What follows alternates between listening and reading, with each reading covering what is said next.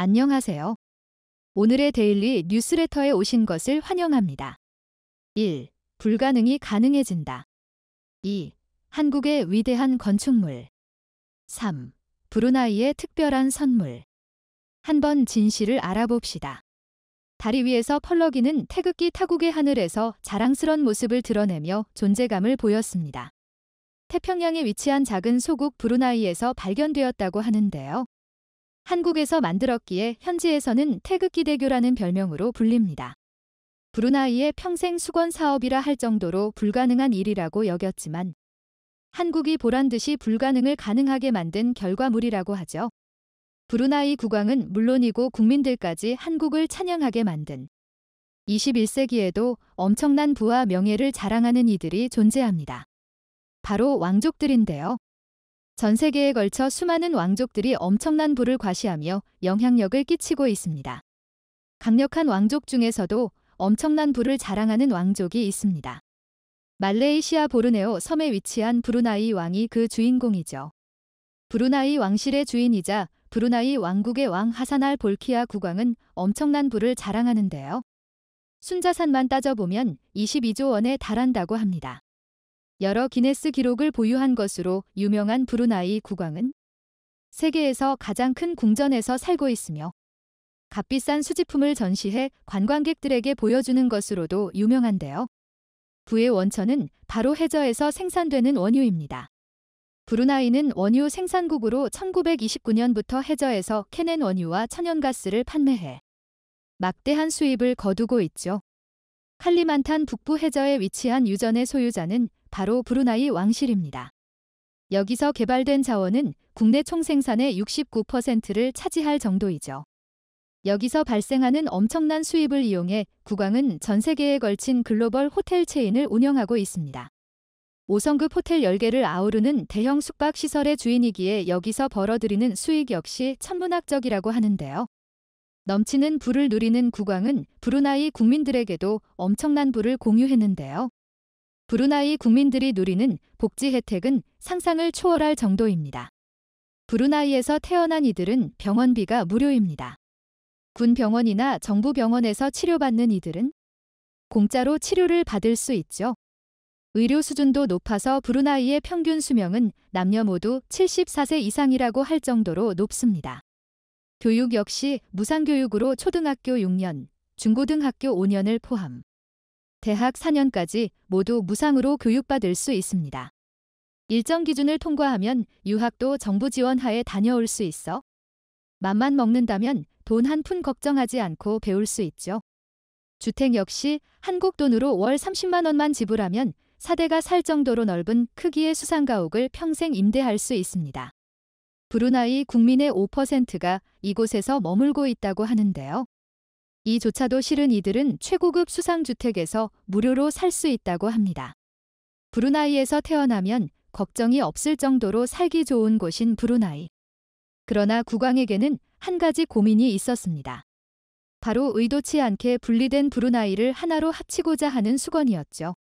브루나이는 한때 보르네오 섬 전체를 지배할 정도로 강력했지만 영국 식민지 지배를 거치며 섬 대부분을 영국에게 팔아넘겼고 현재 서쪽 무아라 지역과 동쪽 템부롱 지역의 조그마한 영역을 차지하는 소국으로 전락하게 되었습니다. 무아라 지역과 템부롱 지역 사이에는 말레이시아 영토가 놓여 있어 무아라 지역에 살고 있는 사람이 템부롱으로 넘어가기 위해선 말레이시아 영토를 거쳐서 다시 브루나이로 이동하는 수고로움이 있어야 했습니다. 이렇게 말레이시아 영토를 거쳐서 오게 되면 2시간이나 걸리는 상황. 국민들 복지를 생각했던 브루나이 국왕은 이 점을 못마땅하게 여겼습니다. 고심 끝에 그는 템부롱과 무아라를 연결하는 대교를 짓기로 결정한 것인데요. 문제는 다리의 규모였습니다. 끝이 보이지 않는 다리를 완공하려면 높은 기술력이 필요했죠. 게다가 템부롱 무아라 사이는 유속이 거친 곳으로 기반이 단단하지 않으면 금방 무너지기 쉬운 곳이었습니다. 분단된 두 국가를 연결하는 프로젝트에 건설 선진국들이 지원. 치열한 경합을 펼쳤는데요. 한국 기업인 대림산업은 중국 기업과 치열한 수주 경쟁을 펼친 끝에 최종적으로 공사 수주 낙점을 받게 됩니다. 원래는 가장 낮은 단가를 부른 중국 기업이 선정됐으나 브루나이 국왕은 경쟁에서 떨어진 한국 기업을 따로 불렀다고 하는데요. 특수공법을 이용한 대교 건설에 관심을 보인 국왕은 낙점된 중국 기업을 제치고 한국 기업에게 일을 맡겼다고 합니다. 이미 한국은 리파스 대교를 지어 브루나이 국왕의 관심을 받았었죠. 브루나이 강 위에 지은 리파스 대교는 이슬람 문화와 국왕을 상징하는 교량으로 대림산업은 국왕의 생일인 7월 15일을 기념해 주탑 높이를 157m로 정할 만큼 브루나이 국왕의 환심을 사는 데 주력했습니다. 이런 노력 덕분에 브루나이 국왕은 믿을 수 있는 한국 기업을 채택. 중국 기업의 불만에도 불구하고 한국을 콕 집어 공사를 맡겼습니다. 템부롱 대교 사업은 이렇게 첫 삽을 뜨게 되었죠. 2조 원에 달하는 공사 금액이 소요될 정도로 엄청난 규모의 대교 프로젝트는 약 4년 반이라는 시간이 걸렸는데요. 총 길이만 따져봤을 때 30km에 달하는 대규모 국책 사업입니다. 브루나이 국왕의 관심을 끌었던 특수공법은 바로 론칭 겐트리 공법인데요. 교각 위에 상판을 들어 올리는 방식으로 공사 기일을 급속도로 줄일 수 있는 기법이었습니다. 기존 방법대로 하면 상판 한 개를 교각 위에 올리는 방식으로 800톤에 이르는 상판을 하나씩 쌓아 올려야 했습니다. 그러나 대림은 특수공법을 동원해 상판 2개를 동시에 올릴 수 있게 되어 기존 방법보다 4배 이상 능률을 끌어올릴 수 있었죠. 덕분에 4년 반 만에 완공을 마친 템부롱 대교는 브루나이 시민들의 교통 문제를 해결해 주었을 뿐만 아니라 브루나이 국왕의 수건이었던 영토 합의를 이뤄낸 1등 공신이 되었습니다. 한국에 대한 국왕의 신뢰가 빛을 보게 된 것이죠. 하산 볼키아 브루나이 국왕은 한국을 크게 칭찬하며 태극기 대교라는 별명으로 템부롱 대교를 불렀는데요. 이 별명은 국민들 사이에 퍼져 템부롱 대교의 별명으로 자리 잡게 되었다고 합니다. 앞으로도 브루나이 국왕은 한국과의 협력을 강화할 것을 약속했다고 하는데요. 건설만이 아니라 다방면에서 아낌없는 수혜를 줄 것이라 선언한 것이죠. 브루나이의 중요 자원인 석유와 천연가스 역시 한국과 공유할 수 있다고 말하며 한국이 주장하는 신남방 정책 제도, 브루나이가 기여할 수 있다고 말하며 기대를 모았는데요. 동남아시아 산유국으로 엄청난 양의 자원을 보유하고 있는 브루나이가 만약 한국에게 석유와 천연가스를 지원해준다고 하면 현재 자원 대란을 겪고 있는 이 시점에서 굉장히 큰 힘이 될 수 있습니다. 브루나이는 한국을 위해 특별한 선물까지 주었는데요. 한국에서 특허를 낸 출원인은 브루나이에서 별도 심사를 거치지 않아도 3개월 안에 특허 등록을 받을 수 있게 허락한 것입니다. 특허는 원칙적으로 등록을 받은 나라에서만 효력을 발휘하고 다른 국가에서 특허를 인정받으려면 그 국가에서 별도 심사를 거쳐야 효력을 인정받을 수 있는데요. 브루나이는 한국과의 협력과 산업 발전을 도모하기 위해 별도의 과정을 거치지 않아도 한국에서 인정받은 특허를 브루나이에서도 쓸 수 있게 배려한 것입니다. 분단된 국가를 하나로 연결한 한국의 K건설 덕분에 브루나이는 한국에게 아낌없는 지원을 약속한 것입니다. 이에 중국은 분노를 표출하며 브루나이에 대한 불편한 심기를 드러냈는데요. 중국에게 어떠한 도움도 받은 게 없는 브루나이 국왕은 중국의 태도에 오히려 분노했다고 합니다. 이미 난사군도 문제로 인해 국왕은 자국 영토를 침범하려는 중국에 대해 불편함을 느꼈죠. 브루나이는 중국 영토 분쟁 문제에 타 국가들과 공동 대응하겠다고 밝힌 바 있었는데요. 중국인들은 중국 눈치 볼 필요가 없는 브루나이 국왕의 심기를 건드려 중국 건설사들은 브루나이의 발도 못 붙이게 되었습니다.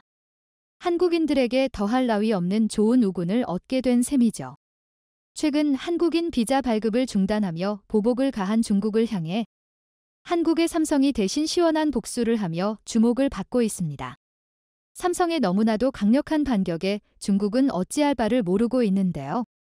중국 고위 관계자는 예상치 못한 강력한 반격에 중국이 받고 있는 타격이 너무 커 한국인 비자 중단을 곧 철회하고 한국에 긴급으로 도움을 요청하기 위해 시진핑 중국 국가주석이 직접 한국을 방문할 수 있다고 밝혔는데요. 도대체 삼성이 중국을 향해 한 시원한 복수는 무엇인지 얼마나 강력하길래 하루아침에 이렇게 중국의 태도를 180도 바꿔놓을 수 있었는지. 중국이 한국의 중국발 입국자 방역 강화 조치에 대한 보복 조치로 한국 국민에 대한 중국행 단기 비자 발급을 전면 중단했습니다. 주한 중국 대사관은 10일 소셜미디어 위챗 공식 계정을 통해 중국 국내 지시에 따라 오늘부터 주한 중국 대사관 및 총영사관은 방문, 상업 무역, 관광, 의료 및 일반 개인 사정을 포함한 한국 국민 중국 방문 단기 비자 발급을 중단한다라고 밝혔습니다. 대사관은 상기 사항은 한국이 중국에 대한 차별적인 입국 제한 조치 취소 상황에 따라 조정할 예정이라고 덧붙였습니다. 중국 대사관은 통지문을 통해 한국의 입국 제한 조치에 따른 보복 조치라는 점을 분명히 했습니다. 앞서 한국 정부는 중국 내 급격한 코로나19 확산 상황 등을 고려해 중국발 한국행 단기 비자 발급과 항공편 추가 증편을 제한했고 중국발 입국자의 코로나19 검사도 의무화했습니다. 한국뿐 아니라 미국과 일본, 유럽연합 등 세계 각국의 이 같은 움직임에 거듭 상응한 조치를 경고해온 중국 외교부는 한국인 단기 비자 발급에 대해 대등한 조치라고 밝혔습니다. 왕원빈 중국 외교부 대변인 9일 일부 국가는 과학적 사실을 무시하고 중국을 겨냥한 차별적 입국 제한을 주장하고 있습니다. 중국은 단호히 반대하며 상응하는 조치를 취할 것입니다. 관련 조치가 나오기에 앞서 일부 중국 매체들은 한국이 중국발 입국자들에게 노란 표식을 달게 해 차별했다고 주장했습니다. 부총리가 나와 중국인 관광객을 맞이한 태국과 비교된다고도 지적했는데요. 실제로 태국 부총리는 방콕 국제공항에 나와 중국인 관광객들을 직접 일일이 맞이했습니다. 9일 현지 시간 CTV와 NHK, 태국 현지 보도 등에 따르면 강력한 제로 코로나 방역 고삐를 푼 중국인들의 해외 여행길이 열린 가운데 태국 당국은 부총리까지 직접 공항에 나서서 3년 만에 태국 땅을 밟는 중국인 관광객들을 맞이했습니다. 그것도 무려 200명이나 되는 관료들을 대동해서 중국인 관광객들을 모두 환영했습니다. 아누틴 부총리와 200여 명의 관계자들은 이날 중국 남동부 샤먼발 샤먼항공 MF833편 탑승객 269명이 태국 방콕의 수완나품 국제공항에 입국하는 시간에 맞춰 행사를 열고 승객들의 화환과 작은 선물 등을 주며 입국을 환영했습니다. 공항 곳곳엔 중국과 태국은 한 가족, 태국은 언제나 우리 중국 가족을 따뜻하게 환영한다라는 현수막 등이 걸려있는 모습이 포착됐습니다.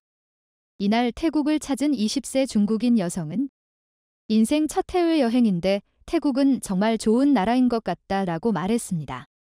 중국 북동부 텐진에서 온 사이먼 주도 태국 사람들의 환대가 느껴진다.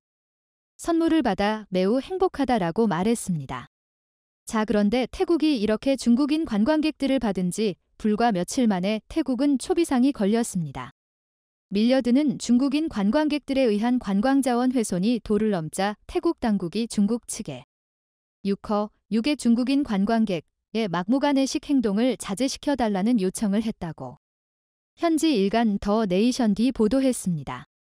태국 관광청 TAT은 최근 중국 국가여유국 국가려육국에 보낸 서한에서 중국인 관광객들의 무분별한 행태로 인해 산호초를 비롯한 바다 환경 훼손이 심각하다고 지적했습니다. TAT의 송클라 사툰주 담당 국장인 판노 워라민느는 국립공원과 사원, 바다와 산호초 군락을 찾는 유커들이 태국 법률과 규정을 지키도록 요청해달라는 내용이 서한을 중국 국가여유국과 중국 여행사들에 보냈다고 말했습니다.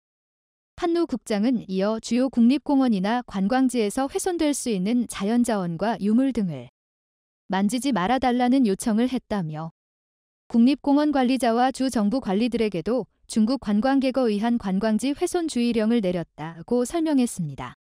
이뿐만이 아닙니다. 태국의 돈무앙 국제공항 화장실에서는 중국인 여성 관광객이 알몸을 드러낸 채 태연히 옷을 갈아입고 있었습니다. 태국 당국은 이 사진을 편집해 공중질서 교육용 책자를 만들었습니다. 태국의 한 사원은 신축 화장실에 중국인 출입을 금지시켰습니다. 완농쿤 사원관리인 세상에. 화장실을 열었더니 사방에 온통 오물 범벅이었어요. 정말 놀랐어요. 이런 광경은 처음 봐요 전했습니다. 세면대에서 발을 씻는 중국인들 때문에 중국어 경고 푯말을 만들어 붙이겠다는 휴양지도 생겼습니다. 태국에 잇따른 중국 관광객 때리기에 중국인들은 불편한 심기를 드러내고 있습니다. 의도적인 중국 망신 주기라는 겁니다. 중국 방송 앵커는 그쪽 태국 도 반성해야 합니다. 시설이나 안내 표지가 제대로 갖춰졌다면 중국 관광객들이 그런 행동을 하진 않았을 겁니다. 라며 적반하장으로 화를 냈습니다. 어이가 없죠? 중국은 일본인에 대한 비자 발급도 중단했습니다. 일본 도쿄 주재 중국 대사관은 중국을 방문하는 일본인에 대한 일반 비자 발급을 10일부터 일시 중단한다고 발표했습니다. 왕원빈 중국 외교부 대변인은 이날 정례 브리핑에서 관련 질문을 받고 소수의 국가는 과학적 사실이나 자국의 감염 상황을 고려하지 않고 중국에 차별적인 입국 제한을 가하고 있다라며 우리는 이에 단호히 반대하고 대등한 조치를 취할 것이라고 답했습니다. 일반 비자는 외교와 공무, 예우 목적의 방문을 제외한 비자를 뜻합니다. 단기 비자 발급을 중단한 한국보다도 더 광범위한 대응 조치를 취한 것입니다. 일본 정부는 중국의 조치에 강력히 반발했습니다. 하야시 요시마사 일본 외무상은 현재 머물고 있는 아르헨티나 부에노스아이레스에서 기자들과 만나 우리는 코로나19 대책의 일환으로 국제적인 왕래를 막지 않도록 최대한 배려해 방역 조치를 실시하고 있는 것이라고 주장했습니다. 하야시 외무상은 중국이 코로나19 대책과는 다른 이유로 비자 발급을 제한한다는 것은 매우 유감이며 중국 측의 외교 경로로 항의하고 조치 철폐를 요구했다라고 설명했습니다. 일본 여행업체 관계자는 10일부터 인도적 목적 이외의 중국 비자 신청은 할 수 없게 됐다고 밝혔습니다. 중국의 이러한 행태에 중국을 싫어하는 한국인의 비율은 조사 이래 최대치를 기록하고 있습니다. 한국인 10명 가운데 8명이 중국에 대해 부정적인 시각을 가진 것으로 미국 기관의 조사 결과 나타났습니다. 조사를 시작한 이래 최대치입니다. 29일 현지 시각 미국 여론조사기관 퓨리서치 센터는 2월부터 이달 초까지 한국, 미국, 일본 등 19개국 국민 24,525명을 상대로 중국에 대한 이미지를 조사한 결과 한국인 80%, 미국인 82%가 중국에 대해 부정적 인식을 갖고 있다고 밝혔습니다. 일본의 반중 여론이 87%로 19개국 중 가장 높았고 오스트레일리아와 스웨덴이 각각 86%, 83%로 뒤를 이었습니다. 자, 그런데 삼성이 해냈습니다.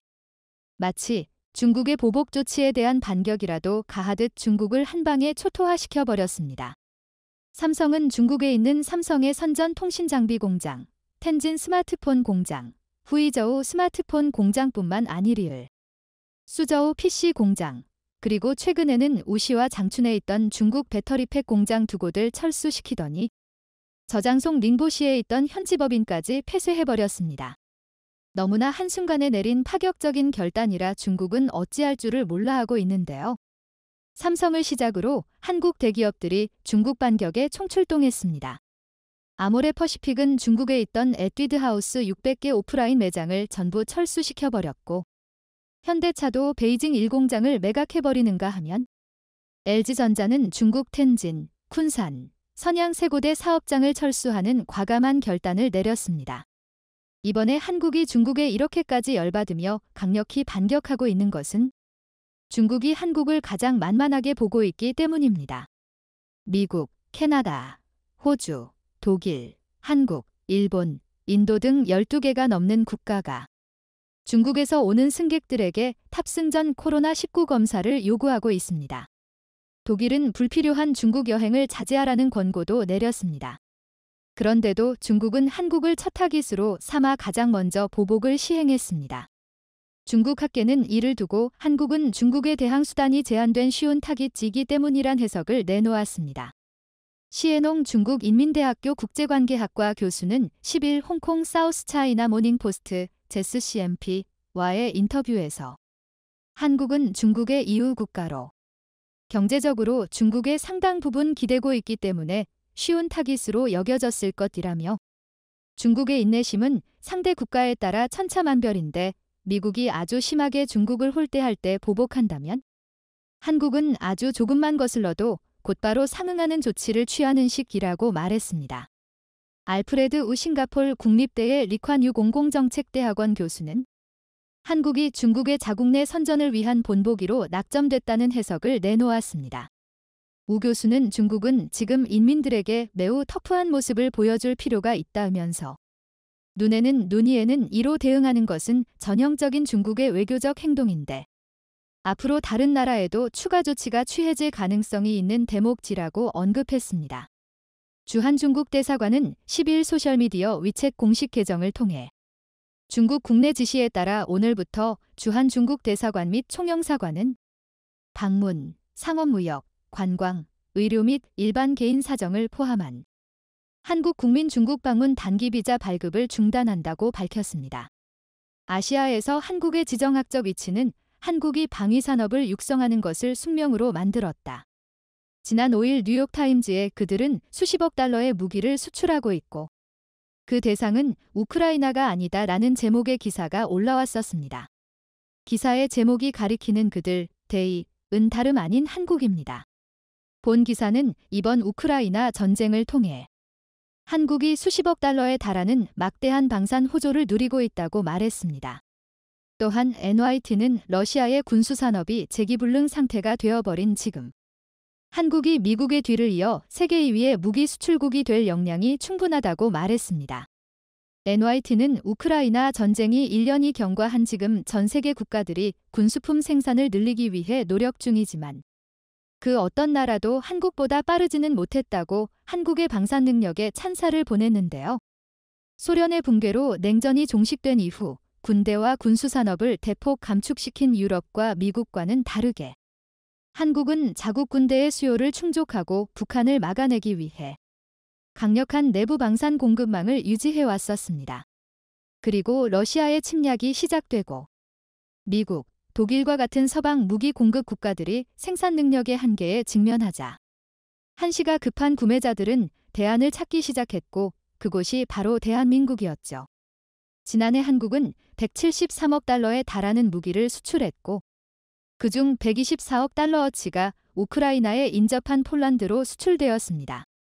EU와 나토에서도 놀랄만한 규모의 계약이었기에 한국이 정말로 그 많은 무기를 지구 반대편의 폴란드까지 공급할 능력이 되는지 의심을 받았었는데요. 한국은 지난해 8월 폴란드와 전차 및 자주포 수출 이행 계약을 맺고 단 3개월 만에 초도 물량을 인도하며 신속한 납품 능력을 입증해냈습니다. 또한 2023년이 시작되고 단 석 달 만에 올해 폴란드에 납품하기로 한 전차와 자주포 물량을 전부 출고시켰죠. 반박할 수 없는 물증으로 능력을 증명해낸 한국은 지난해 폴란드 이외에도 이집트, 아랍에미리트와 대규모 판매 계약을 체결하는 데 성공했습니다. 스톡홀름 국제평화연구소에 따르면 2017년부터 2021년까지 한국은 세계 25대 무기 수출국 중 가장 빠르게 성장했으며 세계 시장 점유율 8위를 기록했었는데 이는 폴란드, 이집트, 아랍에미리트와의 계약을 맺기도 전에 이루어낸 수치였습니다.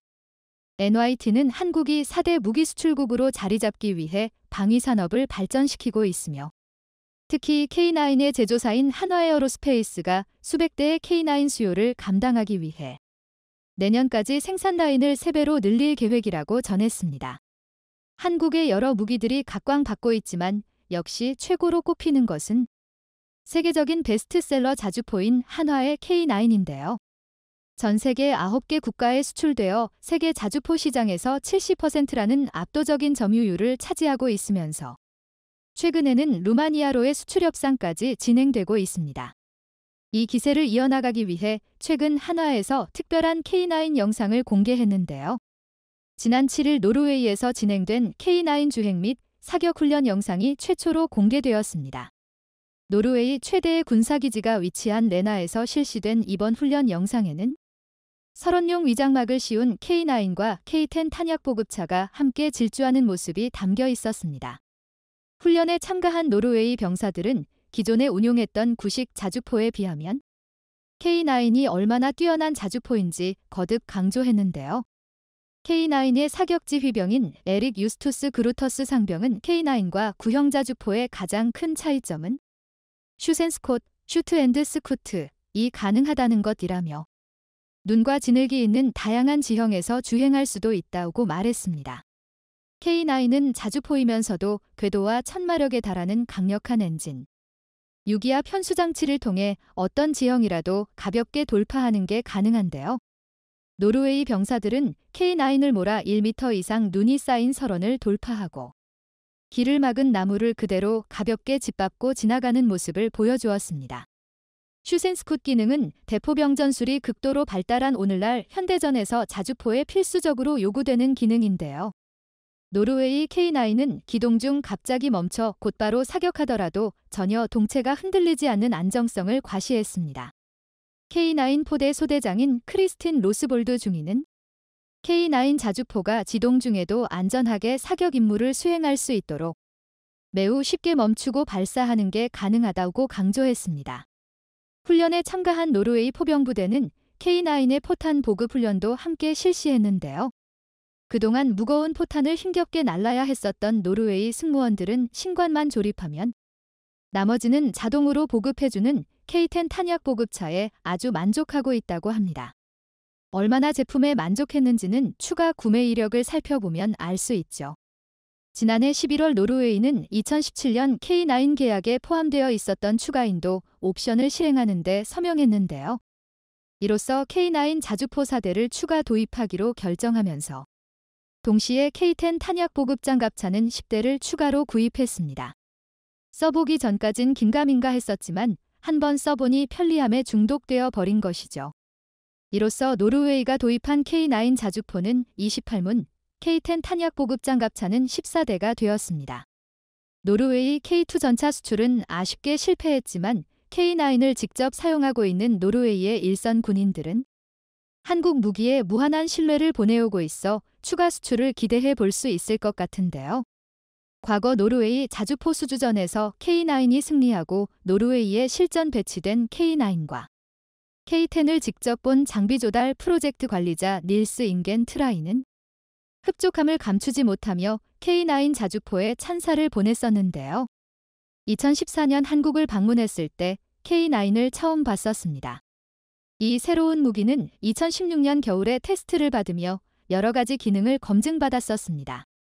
당시 우리는 4개의 후보 자주포들을 테스트했었는데 오직 한국의 K9만이 노르웨이 군에서 요구하는 모든 사항을 만족했습니다. 그렇기에 한국과 계약을 체결했습니다. 또한 2019년 12월 테스트에서도 여러 자주포들을 비교했을 때 한국의 K9이 가장 품질이 좋았던 것으로 나타났습니다. 현장 인수 테스트에서도 문제는 없었습니다. 한국의 K9은 15초에 3발을 발사할 수 있는 명품 무기입니다. 한국이 모든 요구사항을 충족해줬다는 게 확인되었고 우리는 나머지 자주포 물량이 도착하기만을 기대하고 있습니다. 노르웨이 관계자의 말처럼 독일의 PZH-2000, 프랑스의 CSAR, 미국의 팔라딘 자주포와 경쟁하여 K9은 모든 부분에서 압도하며 자주포 도입 사업에서 승리할 수 있었습니다. 특히 노르웨이군에서 가장 만족했던 부분은 K9의 훌륭한 차체에서 기반한 완벽한 반동 제어 능력이었다고 하는데요. 보시듯이 기반이 불안정할 수밖에 없는 설원 지형에서도 K9 자주포는 전혀 흔들림 없는 사격을 보여줍니다. 이렇게 반동을 완벽하게 제어함으로써 K9은 연속 발사 시에도 재원을 수정할 필요 없이 정확하게 목표물을 타격하는 게 가능합니다. 이러한 사격 안정성 덕분에 K9 자주포는 단독으로 TOT, 타임 온 타겟, 사격이 가능한 몇 안 되는 자주포 중 하나인데요. TOT 사격은 서로 다른 시점과 지점에서 발사한 포탄을 목표 지점에 동시에 착탄하도록 계산하여 발사하는 사격술로 적이 포격에 대응하여 은원패조차 할 시간도 주지 않고 한 번에 넓은 구역을 초토화시켜 적을 섬멸할 수 있지만 매우 치밀한 사격 재원 계산이 필요한 고난이도의 전술입니다. 보통은 한 개 포대, 6문 단위로 실시되는 것이 TOT 사격이지만 고도의 사격 동제 장치와 고성능의 자동장 전장치를 갖추고 있는 K9 자주포는 단 1문만으로도 TOT 사격이 가능합니다. K9은 최대 3발의 TOT 사격이 가능한데요. 개량을 통해 표적 확인부터 재원 계산, 장전과 사격까지 전 과정을 자동화하여 분당 발사 속도를 6발에서 9발까지 끌어올린 K9A2는 최대 5발의 TOT 사격이 가능할 것으로 예상되고 있습니다. 한화에어로스페이스의 손재일 사장은 앞서 NYT와의 인터뷰에서 미국이 모든 무기를 만들 수는 없다고 말했습니다. 또한 러시아와 중국과 경쟁하는 미국이 항공모함, 핵잠수함, 스텔스 전투기 등 첨단 무기 개발에 열중하는 동인 북한의 막대한 재래식 병력을 막아내야 했던 한국은 포, 장갑차, 전차 등 중국 무기 개발에 주력해왔었다. 이 부분에서 기술 경쟁력을 확보할 수 있었다고 덧붙였는데요. 미국의 각종 첨단 기술이 들어간 장비들은 물론 성능이 좋지만 대부분의 국가에서 감당하기 어려운 가격표도 함께 붙어 있습니다. 그런데 한국에서 적당한 가격에 미국의 바로 턱 밑까지는 쫓아갈 수 있는 성능의 나토 규격을 가진 무기들을 제시했으니 예산난에 허덕이는 국가들에게 한국 무기는 하늘에서 내려온 동아줄이나 다름없었죠. NYT에서는 한국은 기술을 이전하고 현지 생산을 추진하여 구매국의 방위 산업을 강화함으로써 무기 수출 거래를 성사시킨다며 한국은 이러한 방법으로 얻을 수 있는 이득이 얼마나 강력한지를 이해하고 있다고 강조했습니다. 한국은 무기 수출을 통해 단순히 한 번 팔고 크게 벌고 끝이 아닌 판매국에 한국이라는 브랜드를 각인시키는 전략을 사용하고 있는 것이죠. NYT는 세계 2위의 무기 수출국이었던 러시아의 자충수로 몰락해버린 지금 미국의 뒤를 이은 무기 수출국으로 부상한 대한민국이 그 자리를 차지할 수 있을 거라 전망했습니다. NYT는 산업용 다이너마이트를 만들던 한화가 세계적인 방산기업이 될 수 있었다는 사실에 놀라움을 표하며 한국 방산의 성장세는 한동안 계속될 것이라고 말하며 기사를 마무리했습니다. K방산의 쾌속 질주가 멈추지 않고 이어질 수 있기를 기원합니다.